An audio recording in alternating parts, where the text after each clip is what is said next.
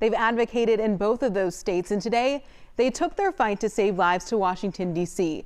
The Mangine family wearing purple, which was Matthew's favorite color, as they honored him through action. Unfortunately, I'm his voice, and that's the hardest part for me is, he's not here to talk about this. Matt Mangine is using his voice to spare other families the pain of losing a child. Matthew Mangine Jr. collapsed during soccer practice in June 2020. He's, to us, 16 forever.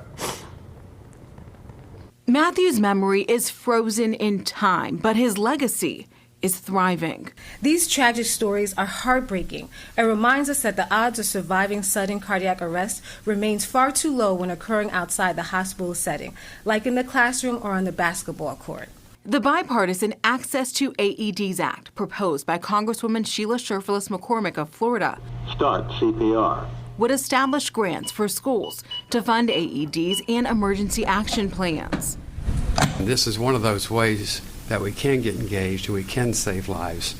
Matthew didn't get access to an AED until EMS arrived 12 minutes later.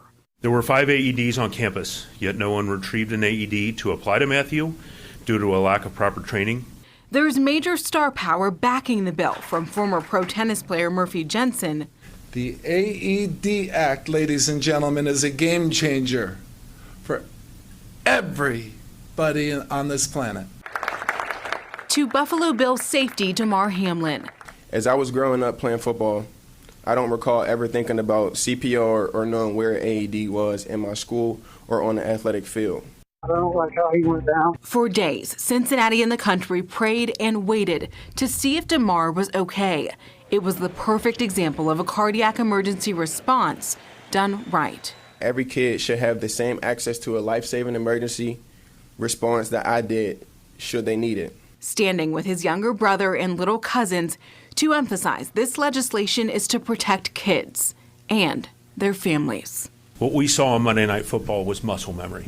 We saw everybody jump into action. We saw them do what they needed to do to save a life. Now, if you think what happened to Damar Hamlin or to Matthew Mangine is rare, consider this. More than 7,000 youth suffer sudden cardiac arrest every year. That's according to the American Heart Association. Student athletes are 3.5 times more at risk. Jatera McGee, WLWT News 5.